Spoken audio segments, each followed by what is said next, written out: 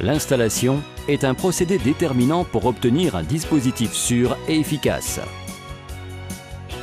L'installation et la mise en marche doivent être effectuées exclusivement par un personnel agréé par Technogats. Si l'ensemble du circuit et de l'installation est mis en place par un personnel non agréé, Technogats ne répondra pas de l'efficacité du dispositif et ne reconnaîtra pas la garantie. Dans le manuel d'utilisation, vous trouverez des indications précises pour un montage correct. Retirez l'emballage et contrôlez l'état de l'appareil. S'il présente des signes de dommages dus au transport, prévenir votre fournisseur. L'emballage doit être conservé pendant toute la durée de la garantie. Le fabricant n'accepte aucun rendu sans l'emballage d'origine.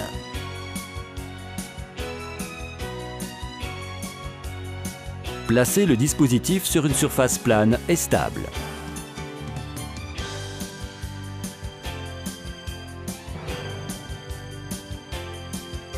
Le séchage prévoit un dégagement d'air chaud sur les côtés du dispositif et une aspiration à l'arrière. Prévoir au cours de l'installation 5 cm au moins d'espace libre de chaque côté et derrière. L'appareil ne doit pas être utilisé dans une atmosphère potentiellement explosive. Placez l'appareil loin de toute source de chaleur. Exemple, bec benzène, autoclave, four, etc. Placez l'appareil de façon à ce que le tableau de commande et l'écran soient clairement visibles et faciles à gérer pour l'opérateur.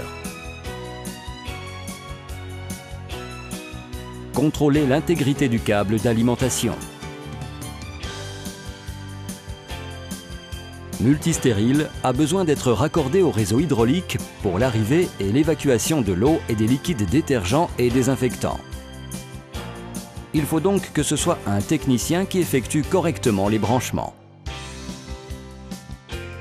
Retirez tous les bouchons de protection placés dans les connexions hydrauliques postérieures. Arrivée et évacuation de l'eau. Arrivée de l'eau.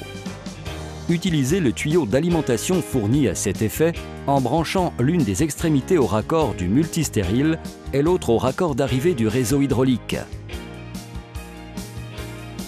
Si l'eau n'est pas traitée au préalable, elle peut laisser des résidus calcaires dans la cuve ou sur les instruments. Évacuation liquide. Utilisez le tuyau de vidange fourni à cet effet en l'insérant dans le raccord du dispositif. L'autre extrémité sera raccordée au tuyau de vidange du réseau.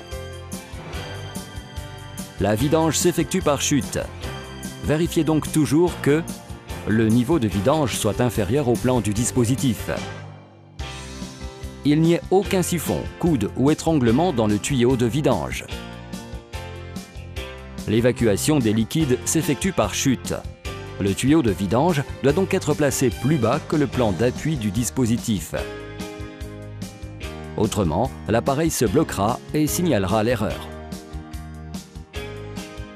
Avant la vidange, se trouve un filtre qui préserve le fonctionnement de l'électrovalve d'évacuation. Un nettoyage périodique améliore l'efficacité du dispositif. Insérez le tube transparent dans le raccord de purge du réservoir de liquide désinfectant. Insérez l'autre extrémité dans un récipient. Placez le bac sur le plan de travail, à une distance d'au moins 5 cm du mur. Retirez le bouchon de protection du raccord de vidange du bac. Branchez le câble d'alimentation dans la prise électrique prévue à cet effet et allumez l'appareil.